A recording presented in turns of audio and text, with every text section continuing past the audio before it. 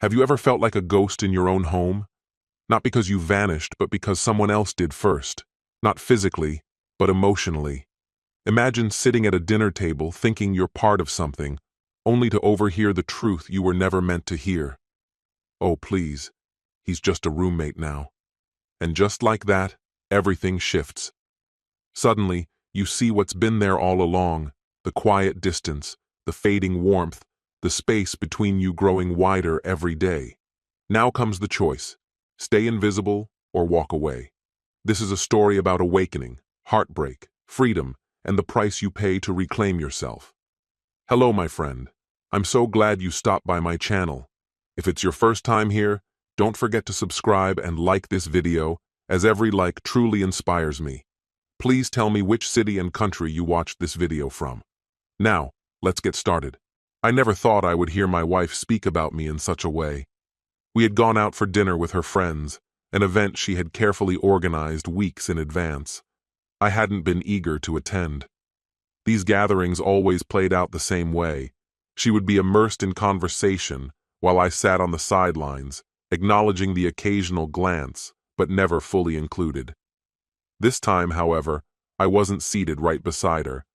The restaurant was crowded, and we ended up spread out along a long table, leaving me a few seats away. Perhaps she assumed I was too far to overhear.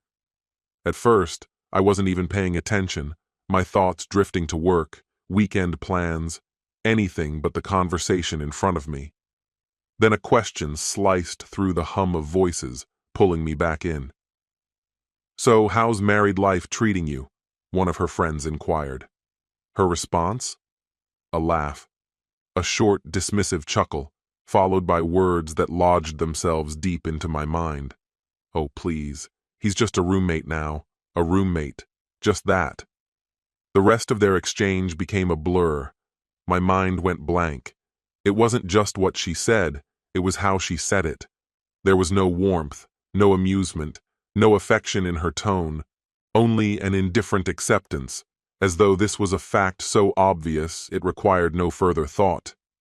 Worse still, her friends didn't react with shock. They nodded, chuckled, carried on as though this was a sentiment they had heard before. A weight settled in my chest. I wasn't angry, not yet. I wasn't even hurt, not immediately. I was simply stunned. Was this truly how she saw me? A man who merely occupied the same space? My mind sifted through the past few months, perhaps the past year, searching for the moment when things had changed. When had I stopped being her husband and become just another presence in our home? Had I been blind to it all along? I was never under any illusion that I was perfect. No one is. But never once had I thought of her as anything other than my wife. I worked hard. I supported her. I tried. And yet, here she was, reducing me to nothing more than a person who shared her living quarters. The evening crawled forward in a fog. I barely spoke. I didn't react. I certainly didn't confront her. What would have been the point? To make a scene in front of her friends? To demand an explanation with an audience? No. I refused to grant her the satisfaction of knowing how deeply those words had cut.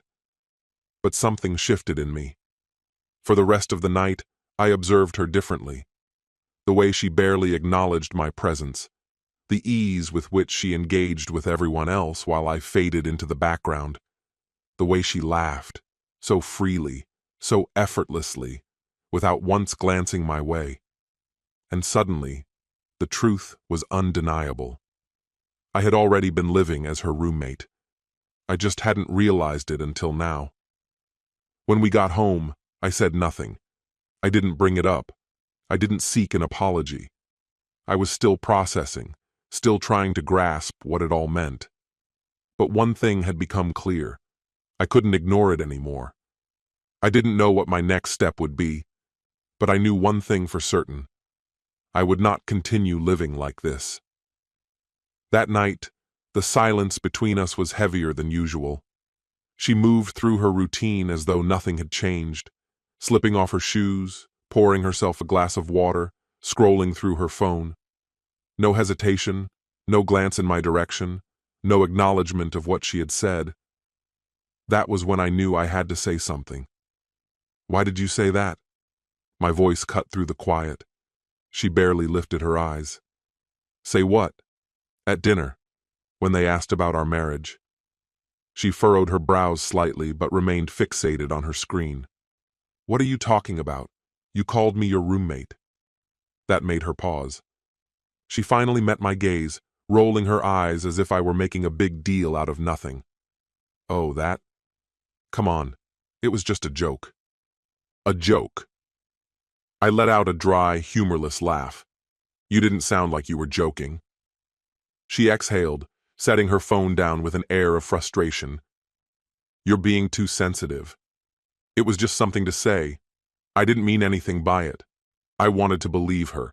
I wanted to tell myself I was overreacting, that it had been a meaningless remark. But I knew better. Deep down, I knew. You didn't mean anything by it? I echoed, shaking my head.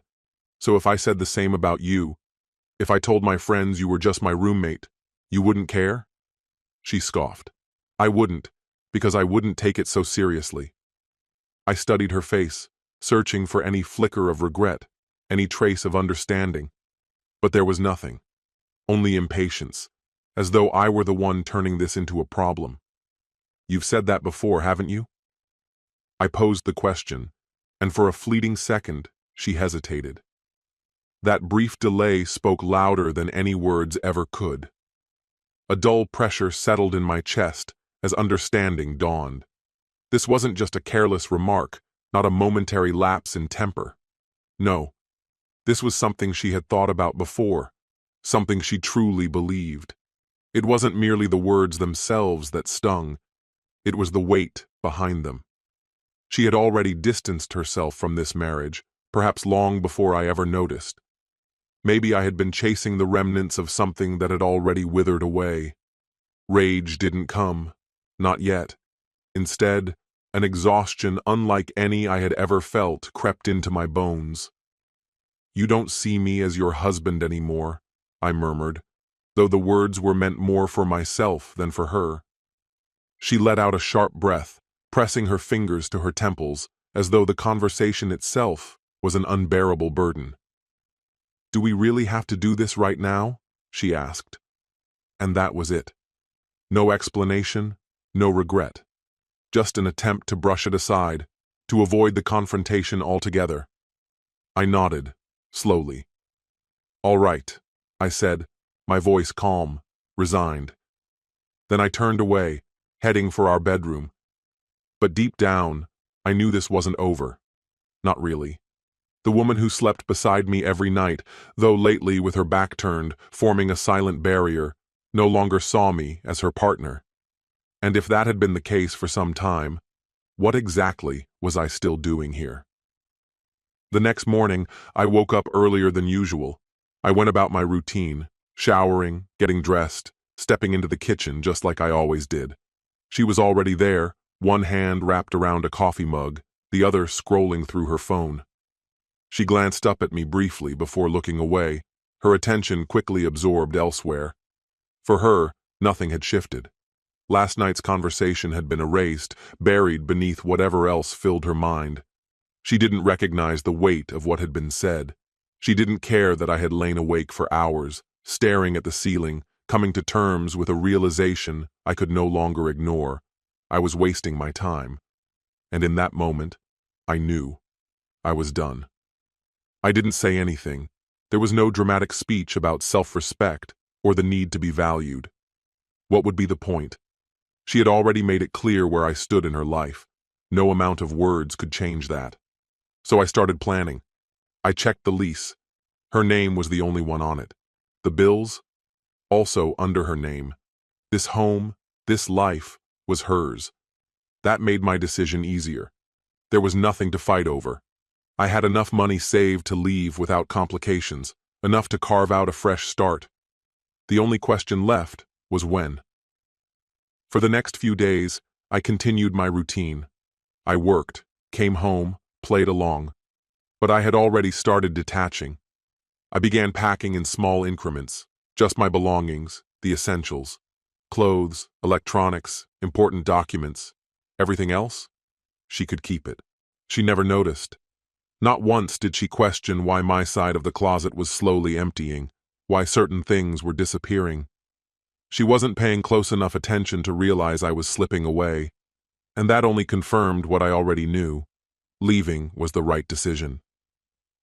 The night before I left, I sat in the living room, absorbing the space one last time. Once, this had been our home. Now it was just a place where two strangers coexisted. I wasn't going to be one of them anymore. By the following evening, I was gone. No note, no message, no farewell. Walking away was easier than I had imagined. I took only what I needed, 2 suitcases, my laptop, the bare essentials. There was no confrontation, no desperate attempt to stop me. I simply closed the door behind me and left her to deal with the reality of her choices. That first night alone felt strange, but not in the way I expected. There was no sorrow, no regret, only quiet, a stillness that was unfamiliar, yet oddly comforting. I had rented a temporary place, a space untouched by the past. And as I sat there, surrounded by blank walls and empty rooms, I realized something. I hadn't felt this free in years. Meanwhile, she remained oblivious. I had anticipated her noticing immediately, expected my phone to light up with frantic messages. But that first night? Silence. The next morning? Still nothing. Curious, I checked my phone. No missed calls, no texts. At first, I assumed she had been out, staying elsewhere, but as the hours passed, a different thought took hold. Had she even realized I was gone? That question was finally answered late in the evening, when her name appeared on my screen. Where are you? Not are you okay? Not what happened? Not even why did you leave? Just 3 indifferent words, devoid of urgency or concern. I didn't respond. I wanted to see if she would follow up, if she would reach out with something that actually meant something. She didn't. No call, no second message, and that alone told me everything I needed to know. She could pretend nothing had changed, but soon reality would catch up to her. Rent was due soon. The bills would still come. She wouldn't have my paycheck to rely on anymore.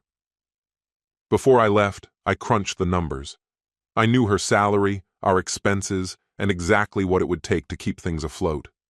It was doable, but only if she made some serious cutbacks. It wouldn't be smooth sailing.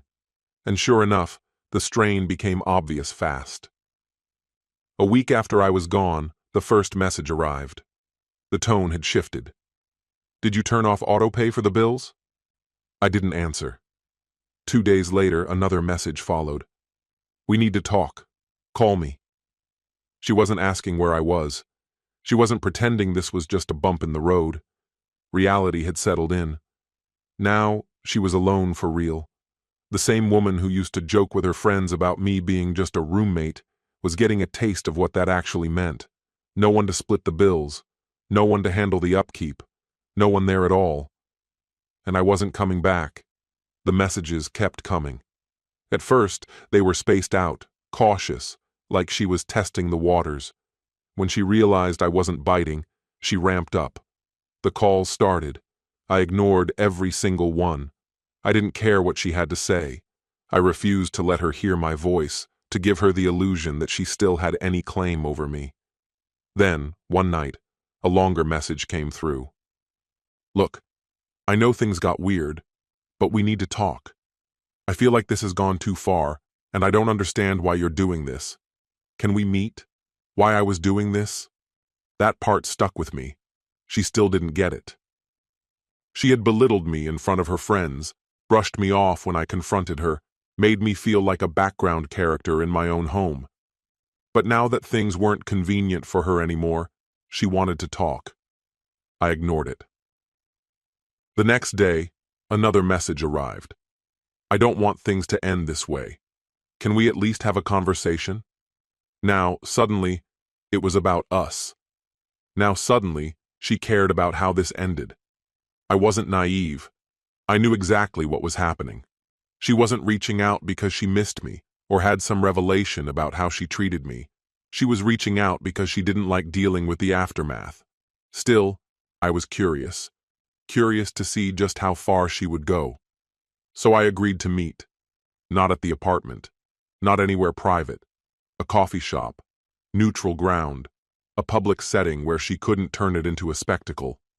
When I walked in, she was already there, sitting by the window. She looked different, not heartbroken, not remorseful, just unsettled. When she spotted me, she forced a smile. "Hey." I nodded, took a seat, and waited. Her fingers gripped her coffee cup tightly, like it was the only thing keeping her steady. "I don't even know where to begin." I stayed silent. She exhaled, her frustration creeping through. I think you overreacted. I didn't mean what I said like that, and if we just talk this through, we can fix it." I let the words settle before responding. "You think I left over one comment?" Her expression faltered, like the thought had never crossed her mind. I leaned forward slightly. "That wasn't a slip-up. That was how you really saw me. And that night, I realized I was done being in a marriage where I was nothing more than a roommate." Her mouth opened like she wanted to argue, but no words came. She knew I was right. Still, she tried. "I didn't mean it like that," she insisted. "I was just venting. My friends and I joke like that all the time." I shook my head. There's always truth in a joke. She had nothing to say to that. Silence stretched between us until she finally sighed and leaned back. "So that's it?" I nodded. "That's it." She stared down at her coffee, her face unreadable. But I saw it, the moment she realized she had pushed me too far, that there was no undoing this. I stood up. "Take care." And I walked away. For the first time in years, I wasn't questioning my place in my own relationship. I wasn't agonizing over whether I was being taken for granted, whether I was wasting my time trying to be seen by someone who never truly did. I had my answer. And now, I had my freedom. Over the next few weeks, she tried again. No grand gestures, just weak attempts to reopen the conversation. "Hey, just checking in. Hope you're doing okay. Let me know if you want to talk." I never responded. She wasn't reaching out because she missed me. She missed what I did for her, the convenience, the stability, the comfort of having someone else there. But love, respect, those had never been part of the equation. A mutual acquaintance casually mentioned that, not long after I moved out, she had to downsize. The rent had become unmanageable on her own. In the end, she had no option but to give up the apartment, the one we had shared, though, if I'm being honest, it had always felt more like hers than ours. I won't deny that a small part of me felt a quiet sense of vindication when I heard. Not because I wanted her to struggle, but because reality had finally caught up with her. She had treated me as if I were easily replaceable, and now she had to face what it truly meant to be alone. Meanwhile, I moved on. I found a new place, smaller, but entirely mine. No compromises, no careful tiptoeing around someone else's moods.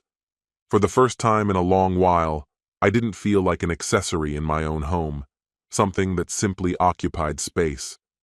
My world was calm, undisturbed, belonging to me in every possible way. And every morning when I woke up, I wasn't greeted by that familiar weight of irritation, bitterness, or the quiet sorrow that had settled so deeply into my marriage that I had almost stopped noticing it. Instead, I felt light. I felt unburdened. People love to imagine closure as some grand event, a final conversation, an overdue apology, a moment that neatly wraps up the past. But the truth is, closure isn't always about getting answers from the other person. Sometimes, it's simply realizing you don't need their regrets, their explanations, or their blessing to move forward. You just go. And that's exactly what I did. This story has come to an end. There is no harsher realization in a relationship than understanding you are no longer seen, valued, or respected. Love doesn't disappear overnight. It fades in indifference, in unspoken resentment, in neglect. But remember, no one should settle for being just a roommate in their own life. Respect cannot be begged for, and love cannot be forced. Sometimes, the strongest choice is not fighting for a place in someone's life, but walking away and choosing yourself. True freedom isn't just being alone, it's realizing you no longer depend on those who never truly valued you. What's your opinion? Share it in the comments, my friend. And if you like this story, check out other exciting videos on my channel. I'll say goodbye until the next video. See you.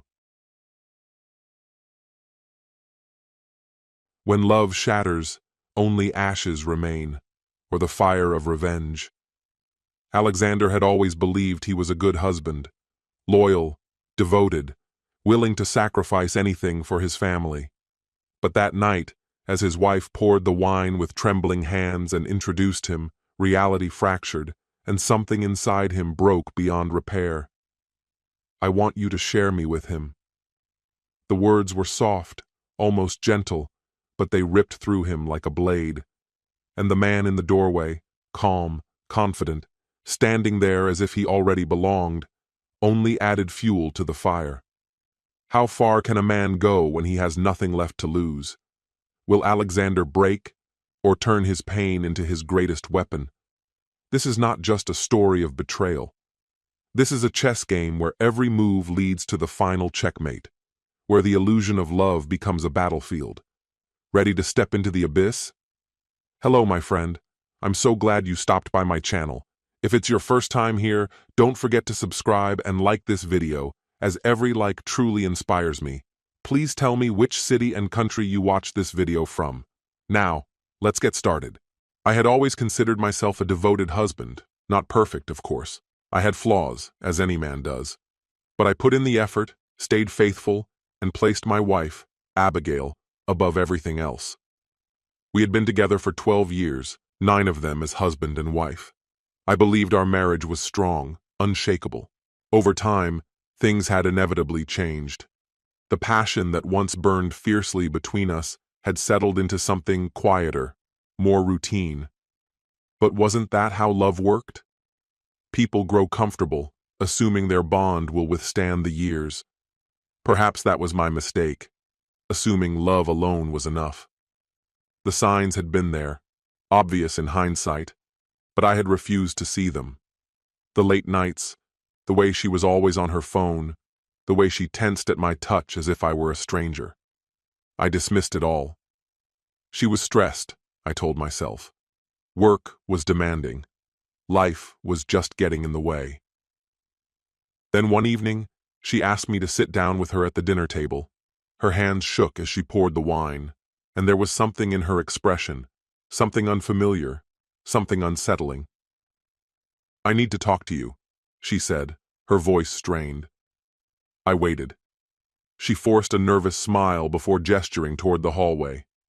A man stepped forward, emerging from the shadows, calm, unhurried, as though he belonged there, as if he had always belonged there. "This is Ryan," she said. "He's going to be living with us." I stared at her, the words refusing to take shape in my mind. "I want you to share me with him." A thick silence choked the room. Abigail reached for my hand, but I recoiled.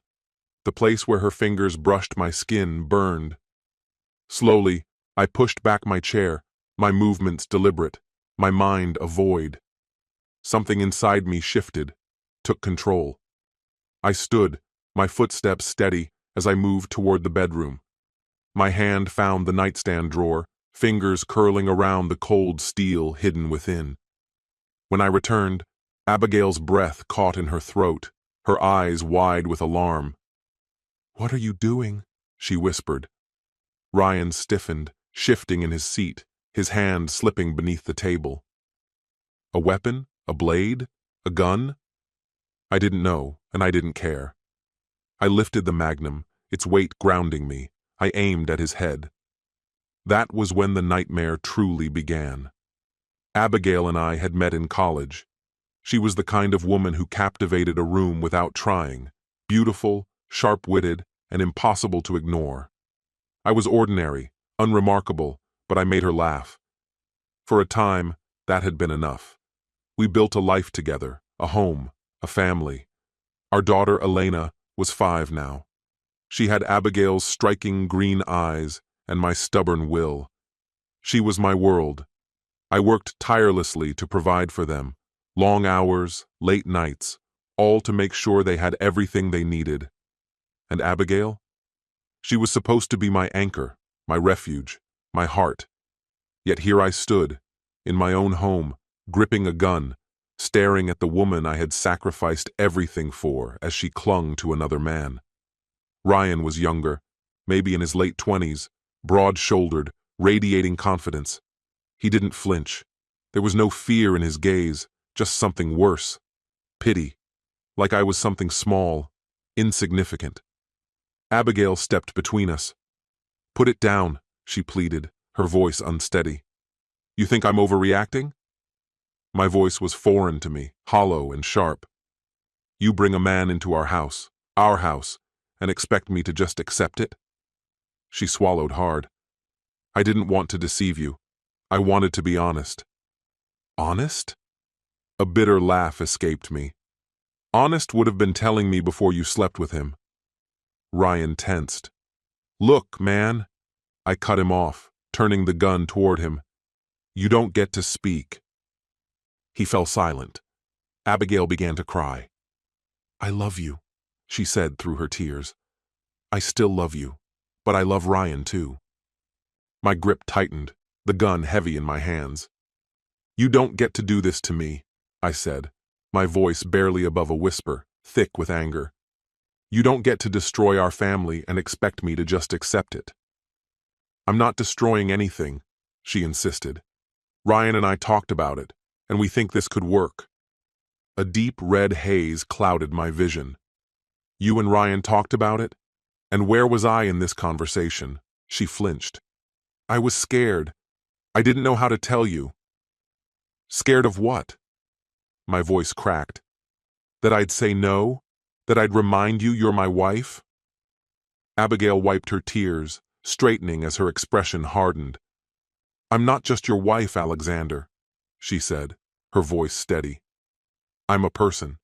I have needs." I exhaled slowly, the weight of the gun suddenly unbearable. The woman standing before me was no longer the woman I had once loved, and maybe, just maybe, she never had been. A sharp crack rippled through my chest, as if something inside me had snapped in two. I loved her.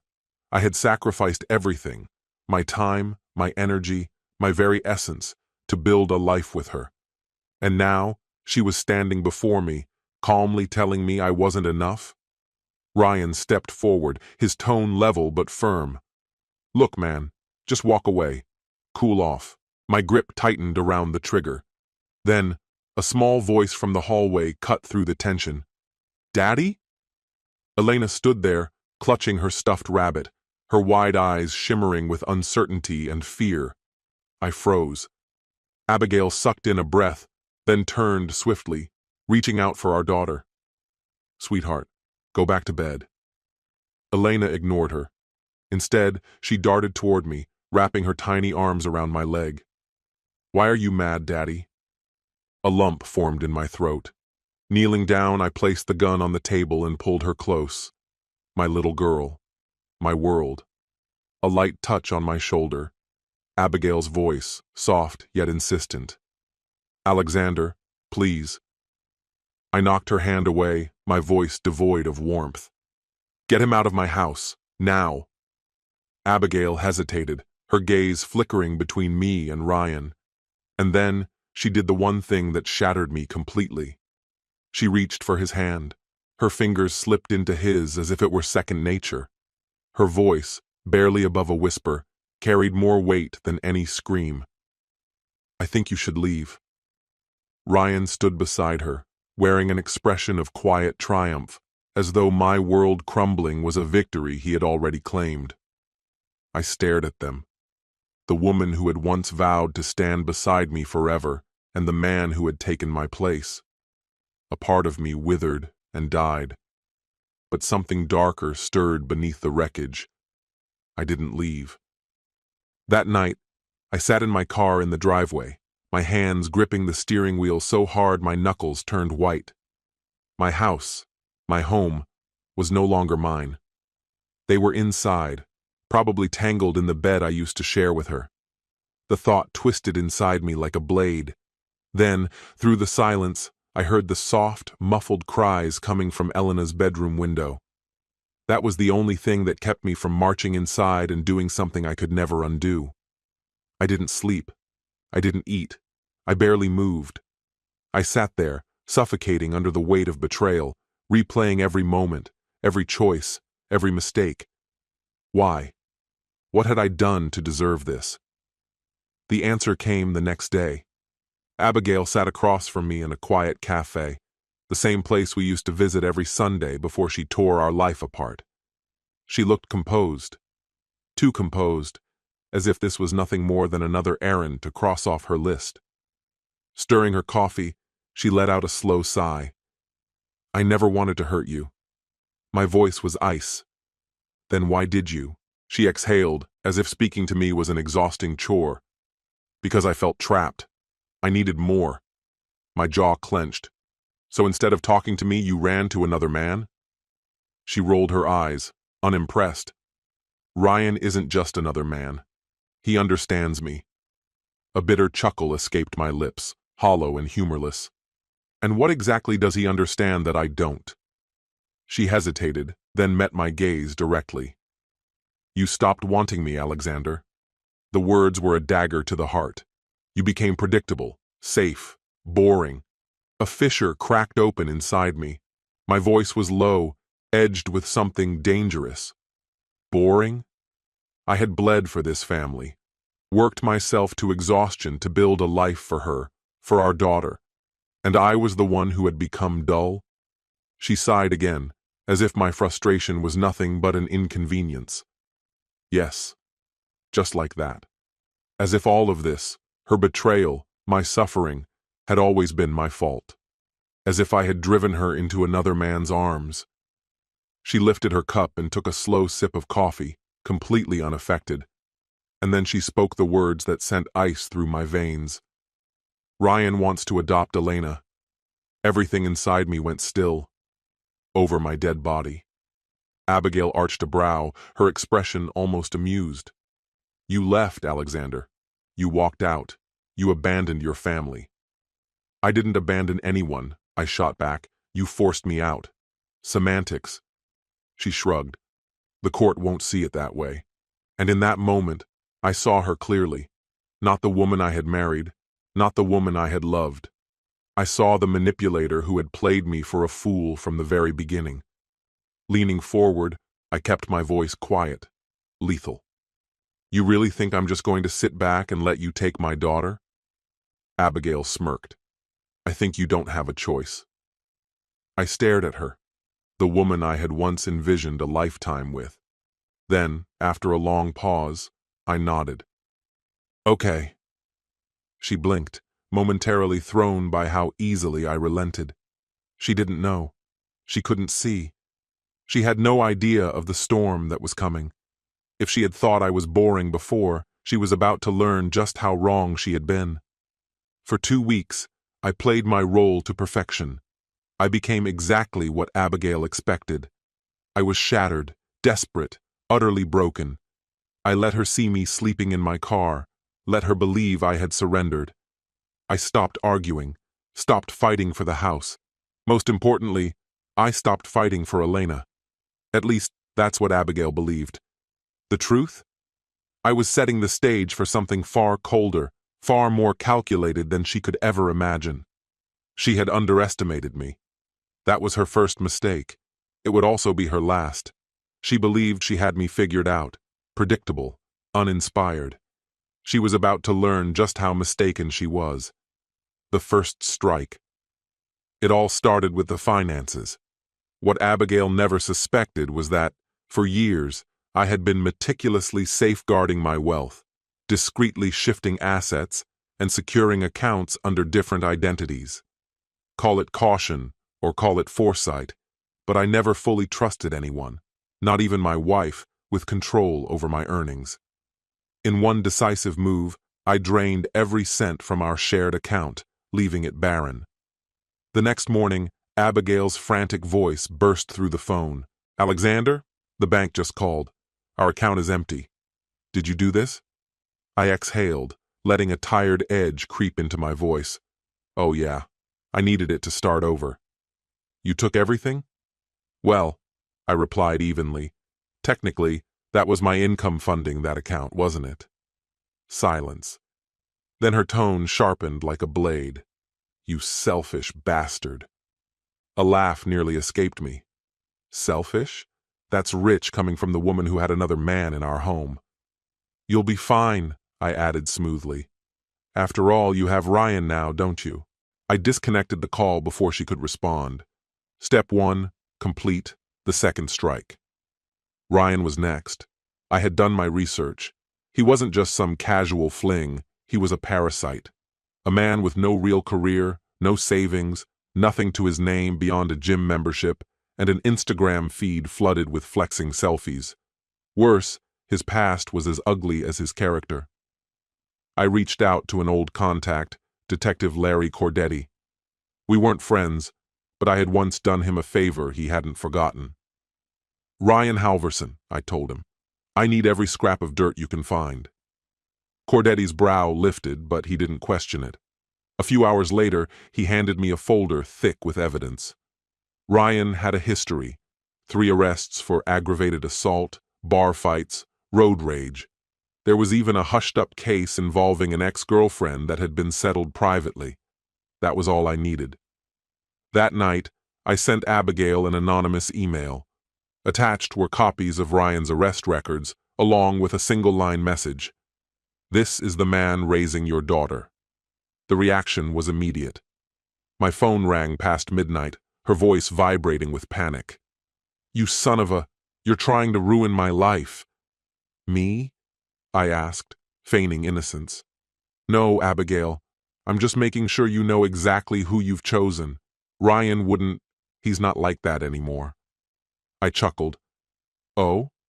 Maybe you should ask the woman who needed stitches after he threw her through a wall." Silence. I knew what was happening. Doubt had begun to gnaw at her, seeping into the cracks of her choices. Step 2. Complete. The final strike. Elena was never meant to stay with Abigail. That much had always been clear. It was time to act. One evening, while Abigail was out, I picked Elena up from school. We stopped for ice cream, her small feet swinging beneath the table as she happily devoured her cone. "Daddy," she murmured between bites, "do I have to live with Mommy?" I clenched my jaw. "Do you want to?" She hesitated, staring down at her melting treat. "I miss you." I pressed a kiss to her forehead. "I miss you too, sweetheart." By morning, Abigail woke to an empty house. Elena was gone. This wasn't a visit, not a weekend away. I had taken her permanently. Every detail had been accounted for: new home, fresh documents, everything arranged long before she even suspected a thing. By the time Abigail grasped what had happened, we were already beyond her reach. I left her a final message. "You chose Ryan. I chose my daughter. Enjoy your freedom." And just like that, she got exactly what she wanted: an escape from responsibility. And I was finally free of her. Abigail's downfall. Of course, I kept an eye on her. Not out of longing, God no, but to watch her descent into ruin. Predictably, it didn't take long. Losing Elena shattered her. She ran to the police, screamed to anyone who would listen that I had kidnapped our daughter. But I had anticipated this. The custody battle had already been shifting in my favor. My legal team was ruthless. They exposed her infidelity, her recklessness, her decision to bring a dangerous man into Elena's life. And the courts? They don't look kindly on mothers who endanger their children. I won full custody. Abigail was granted supervised visitation, but she never came. She was too busy sinking into her own misery. Ryan unmasked. Once the money was gone, once the house was empty, once reality set in, Ryan changed. The charming, carefree man she had chosen over me. He disappeared, replaced by someone bitter, resentful. Abigail once longed for romance, dreaming of a love that would sweep her off her feet. Instead, she found herself trapped with a man whose anger simmered just beneath the surface, waiting for any excuse to erupt, until, inevitably, it turned on her. She called me only once, just once. A final, desperate attempt to reach out. Her voice was unsteady, barely holding together. "Alexander," he hit me. I closed my eyes, inhaling slowly. Of course he did.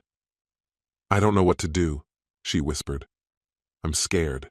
My fingers drummed lightly against the desk as I gazed out the window.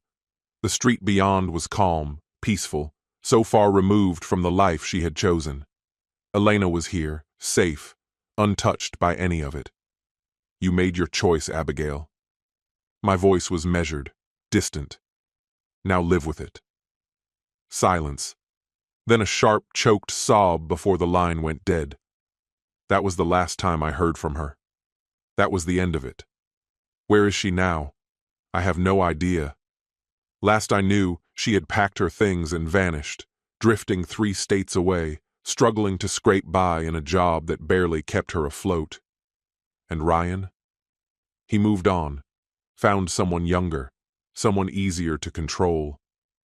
The moment Abigail had nothing left to give, he discarded her without a second thought. As for me, I rebuilt. It wasn't simple, but I put myself back together piece by piece. I found someone who understood what love was meant to be. Elena thrived. She barely even remembered Abigail. And maybe that was for the best. Because in the end, Abigail got exactly what she wanted. She craved adventure. She demanded freedom. She wanted a life without me. And I made sure she had all of it. This story has come to an end. Betrayal isn't just pain. It's a point of no return. When trust is shattered, everyone has a choice, to break or to rise stronger. Alexander learned too late that love isn't just about devotion, but respect. And without respect, even the strongest bonds are doomed. But revenge is not freedom. It only drags you deeper into darkness. True strength isn't in destroying the past, but in leaving it behind. Those who betray aren't worth revenge or hatred. The worst punishment for them is living with the choices they made. What's your opinion? Share it in the comments, my friend. And if you like this story, check out other exciting videos on my channel. I'll say goodbye until the next video. See you. What would you do if you discovered your wife's darkest secret? Pack your bags and walk away? Or orchestrate a finale so unforgettable it leaves her in ruins? A seemingly normal marriage, everyday routines, until one night changes everything. Hidden messages, incriminating photos, and a web of lies unravel before your eyes. The woman you once loved, now just a stranger. But revenge, my friend, is an art. Hello, my friend. I'm so glad you stopped by my channel. If it's your first time here, don't forget to subscribe and like this video, as every like truly inspires me. Please tell me which city and country you watch this video from. Now, let's get started. At 32 years old, I've been married to my wife, who's now 30, for 5 years. Lately, she has become almost a stranger to me. When we first met, we seemed to align on core values, especially regarding our careers. I built my way up through a technical trade, starting from low-paying, entry-level roles and proving my worth through hard work. She, in contrast, pursued a graduate degree and secured a management position. Early on, this difference between us felt like a playful competition. I frequently voiced my frustrations about middle management, seeing them as more of a hindrance than a help in my field. From my experience, they made promises they couldn't keep, set impossible deadlines, and expanded projects beyond reason. My wife, however, had a different perspective. She believed managers were essential in coordinating teams and ensuring efficiency. Whenever I vented about my experiences, she instinctively defended them, even without knowing the people involved. They have a broader perspective than you, she'd argue. Eventually, I realized work discussions between us were best kept to topics like promotions or vacation time. I always had a nagging feeling that she disapproved of my decision not to pursue a 4-year degree. Before our marriage, she encouraged me to reconsider, but when I showed her the financial burden it would bring, she let it drop. By the time we were married, we were both debt-free and earning roughly the same. Things took a turn 2 years ago when I joined a company where the owner personally recognized my abilities. My income shot up by 50%, and I was assigned a manager who truly understood his role, not an obstacle, but a facilitator who knew when to step back and let me do my job. He became one of the best supervisors I had ever worked under. For the first 4 years of marriage, life was good. Work and education rarely caused tension, and we genuinely enjoyed each other's company. We had frequent date nights, shared hobbies, cooked together, read together, and spent time watching movies. When the lockdown hit, both of us transitioned to working from home. Fortunately, our house had enough space for us to set up separate offices. Mine was already in place, and we quickly converted another room into hers. Our working styles, however, were polar opposites. I maintained a disciplined routine, waking up early, making breakfast, showering, shaving, and dressing in a suit before entering my office. Though I dislike suits, wearing one helped me mentally switch into work mode. My wife, on the other hand, took a much more laid-back approach. She'd roll out of bed, eat breakfast, brush her teeth, throw on sweatpants and a t-shirt, and start her workday, often playing Candy Crush on her iPad between emails. That wasn't a big deal in itself, but something more profound began to shift. Despite being physically closer than ever, an emotional distance was forming. She spent her days in meetings, leaving her office door wide open, while I had only one daily scrum meeting, during which I preferred to shut my door to concentrate. About 5 months ago, she accused me of being secretive simply for closing my door. When I explained that it was to minimize distractions, she refused to believe me. Over time, she withdrew further, showing little interest in our shared activities. In hindsight, I should have pushed harder to close the gap, but I assumed things would naturally improve. The real turning point came when her company partially reopened their office. She immediately volunteered to be among the 50% returning to in-person work. I understood. Working in an office had its perks. But my company had no plans to reopen, and my job didn't require it. Still, something felt different about her. She started spending evenings with co-workers, going out for drinks at a colleague's place. When I asked about these gatherings, she became defensive and evasive. Our home life grew colder, and soon it felt like I was living with a distant roommate rather than a spouse. Then, last month, she handed me her old iPad, asking me to wipe it clean so she could give it to her niece. This wasn't unusual. I often handled tech-related tasks for the family. That evening, while she was out with colleagues yet again, I started resetting the device. Maybe she had gotten careless, or maybe she assumed I wouldn't check anything before erasing it. But I did. I opened her messaging app and saw everything: photos, videos, and chat logs with her boss. Their affair had been ongoing for 2 months. The moment I realized what I was looking at, it felt as though my body had turned to ice. The only way I can describe it is like a polygraph flatlining. Pure, undeniable devastation. I systematically backed up all the data, storing it securely away from my work accounts. I didn't confront her right away because I needed time to process. Instead, I sought legal advice. My lawyer urged me to be patient, to keep quiet, and continue gathering evidence. He even recommended a private investigator to solidify my case. For the past 4 weeks, I've been following his guidance, compiling everything while he prepares the divorce papers.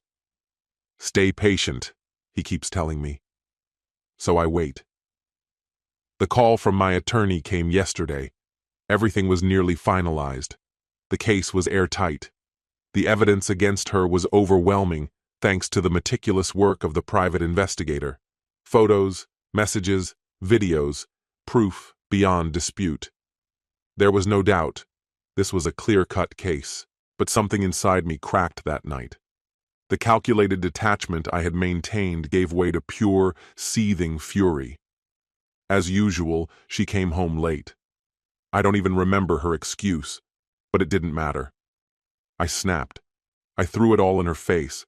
I called her out, asking if betraying our marriage for her boss had been worth it. She didn't even blink. Instead, she turned on me, spitting venom. She accused me of being emotionally vacant, a dull presence in the house despite being the one who kept us financially stable. She said I was uninspiring. When I brought up my lawyer, she laughed outright. She told me my threats were pathetic, that I wouldn't dare leave, and even if I did, she'd walk away with half. If I chose to stay, at least I'd still get the occasional scrap of affection.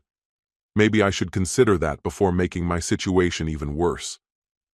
The woman standing before me felt like a stranger. I told her that whatever this was, it wasn't a marriage. She merely smirked. "Welcome to the modern world," she said. "Women don't have to choose anymore. We get it all." Then she turned and walked off, as if none of it mattered. That night, I sent an email to my boss, requesting time off to handle personal matters. This morning, as I was getting ready, she walked out the door without so much as a glance. "Don't wait up," she said casually before leaving. I drove straight to my lawyer's office. The paperwork was ready, and the process server was standing by. My attorney asked how I wanted the documents delivered. I explained my plan. He shook his head, amused but wary. "I wouldn't recommend this," he said. "Judges frown on stunts like these. You could end up paying for it, literally. Alimony, assets, legal costs. Think before you act." But I wasn't backing down. Her words still burned in my mind. I wanted her to feel it too. My lawyer sighed, realizing I wouldn't be swayed. The process server, however, found it hilarious. "You're a legend," he told me. "I paid for an expedited order, making sure everything was ready on time." The process server picked up the package and headed straight to her office. Later, he called to relay exactly how it had played out. He arrived at her workplace with a large box in hand, the divorce papers tucked inside. She was standing with colleagues, laughing, carefree. When he said her name, she turned, still smiling, until she saw the contents of the box. Inside was a cake, its surface decorated with an edible image, her and her boss, unmistakably close. Not explicit, but damning. The words iced above it read, "Here's your cake. Eat it too." He set the divorce papers beside it. "You've been served," he said. The room went silent. Then came her sharp, strangled gasp. At least 8 people saw it. Her face drained of color before twisting in fury. She lunged for the box, knocking it to the floor. The cake landed face up, the image still clear for all to see. The reaction was instant. Her colleagues turned on her, some scolded, others simply gawked. Humiliation washed over her as she broke down into tears and incoherent yelling. Meanwhile, the process server made his exit. Job well done. My phone blew up with calls and messages. I ignored them all, letting them pile up in my voicemail. I didn't even open her texts. She never came home. Instead, her mother messaged me, saying she'd be staying with her for now. At first, I felt victorious. But as the hours passed, my lawyer's warning gnawed at me. Had I gone too far? Update. My boss, who turned out to be more understanding than I expected, extended my leave to 2 weeks. I acted fast, split the savings, moved my portion into a separate account, adjusted all automatic payments, froze my credit, everything my lawyer advised. Thankfully, no children were involved. I also started therapy, finding a counselor experienced in dealing with infidelity trauma. 2 sessions in, and while the emotional roller coaster hasn't completely stopped, I feel steadier, less volatile. After the cake stunt, I decided to follow my lawyer's advice exactly. "You can be right, or you can be happy," he had said. Now I understood. He also warned me that if my wife decided to return home, I couldn't legally force her out. He advised me to record every interaction. So far, she remained at her mother's, but today she reached out, asking to meet on Saturday to talk. My lawyer advised that any conversation should happen in his office, with legal representation present. When I relayed this to her via email, she claimed she didn't have a lawyer. My attorney insisted I either meet in his office or ensure the conversation had witnesses and was recorded. I passed this along. To my surprise, she agreed. I arranged for 2 mutual friends to be there, and we all placed our phones on the table, recording the conversation. She arrived hesitantly. When she stepped inside, she awkwardly moved to hug me. I stopped her with a raised hand. We all took seats at the kitchen table. For the first time, she looked remorseful. She admitted that the affair had felt like an escape, a reckless thrill she couldn't resist. Then she asked if I wanted to know why she did it. I told her I no longer cared. Still, she insisted. She said I at least deserved to understand. And then, she began to speak. When my wife returned to the office after it reopened, she quickly grew close to 3 slightly older female colleagues. 2 of them had already been through divorces, and over time, they became deeply ingrained in her thoughts, gradually convincing her that she was settling for a life far beneath her worth. They pried into the details of our marriage, constantly pressing for more information. The most assertive among them, the one who took on the role of their ringleader, crafted a version of me based solely on what my wife shared. Upon learning about my early career struggles with management, she twisted the narrative, framing it as me being intimidated by well-educated individuals. This woman planted the belief in my wife's mind that I lacked strength and dominance, that she needed someone more assertive to take control of her life. She was so confident in her manipulation that she assured my wife that if I ever uncovered their influence, I would react angrily but ultimately submit to their judgment. As it stands, my wife is barely holding on to her job. The infamous cake was only seen by her 3 scheming co-workers, the man she had an affair with, and, as she claims, 2 additional colleagues of similar rank within the company. Her boss wasted no time distancing himself, severing any personal ties and making it clear that from now on, they would only communicate through email. He even instituted a policy that if she ever entered his office alone, he would immediately call in another employee to witness the conversation. The moment everything unraveled, the same women who had pushed her down this path turned against her, condemning her publicly. According to my wife, the other 2 colleagues had no interest in being dragged into her mess and chose to remain silent, ensuring no formal complaints ever reached HR. But it wasn't their indifference that broke her. It was the betrayal of the women she had trusted, the ones who had guided her into this situation. That was what finally snapped her out of whatever delusion she had been living under. She looked genuinely ashamed when she admitted she needed to borrow $5. The request baffled me, given that I knew she still had money in her account. I had made sure of that. She was staying with her mother and had no major financial burdens. Eventually, the truth came out. Her former confidants were blackmailing her. They demanded payment in exchange for their silence, giving her a deadline. If she didn't comply, they would expose everything. Desperate, she turned to me for help. She turned. I was direct with her. There was no going back. This was the breaking point. Giving in to extortion would only invite more demands. Her only real option was to report herself, her boss, and her co-workers before someone else did. Facing the consequences on her own terms would be better than living in constant fear. She hesitated, unsure, before finally asking the question I knew was coming. I was firm.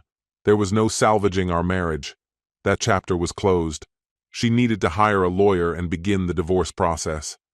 The most I could do was offer advice on handling her work situation, but she had to accept that her career was likely finished.